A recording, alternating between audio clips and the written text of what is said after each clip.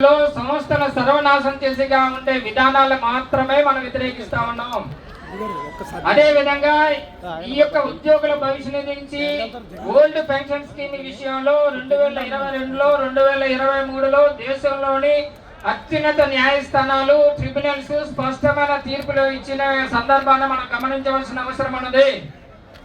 కాబట్టి వాటిని అనుగుణంగా మనం ఆ రోజున ప్రశ్నిస్తే వారి యొక్క జాబితాని కాల్ఫర్ చేయడం జరిగింది. కానీ ఈ రోజు వరకు కూడా దాని మీద సానుకూలమైన దృక్పథం చేయకపోగా ఆర్థిక భారం అనే ఒక కుటిల సాకుతో ఆ యొక్క డిమాండ్ రిజెక్ట్ చేయడాన్ని తీవ్రంగా ఖండిస్తూ 600 న్యాయస్థానాలు ఇచ్చినటువంటి తీర్పులను అనుసరించి తప్పనిసరిగా ఆ యొక్క నిబంధనల మేరకు అందరికీ ఓల్డ్ పెన్షన్ స్కీమ్ వచ్చి తీరుతుందని కూడా ఈ సందర్భంగా సభావేదిక చేస్తూ మన యొక్క సమస్యల పరిష్కారంలో మన ఐక్యతే మన ప్రతిబింబం కాబట్టి ఆ యొక్క అంశాన్ని పరిగణన తీసుకొని రాష్ట్ర జేఈసీ ఇచ్చినటువంటి పిలుపుని మీరందరూ కూడా కార్యోన్ముఖులై కేవలం ఈపీఎఫ్ కాదు,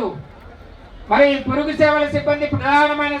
సంస్థలో విలీనం చేయడం, సమాన పనికి సమాన వేతనం, అదే విధంగా ఒకే విధులు బాధ్యతలు, ఒకే విద్యార్హత, ఒకే వయో పరిమితితో నియమించబడిన అందరికీ ఒకే విధమైనటువంటి సర్వీస్ రెగ్యులేషన్స్ కూడా చాలా ముఖ్యమైనవి. కాబట్టి ఈ యొక్క సమస్యల సాధనే ప్రధాన ధ్యేయంగా పనిచేస్తున్నటువంటి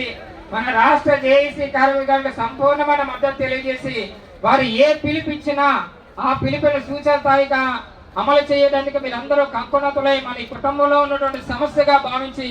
ఆ కార్యక్రమాన్ని విజయవంతం చేయవలసిందిగా మరొకసారి మీ అందరికీ సవినయంగా విజ్ఞప్తి చేస్తూ ఇప్పుడు ఆంధ్రప్రదేశ్ రాష్ట్ర విద్యుత్ ఉద్యోగుల ఐక్య కార్యాచరణ సమితి రాష్ట్ర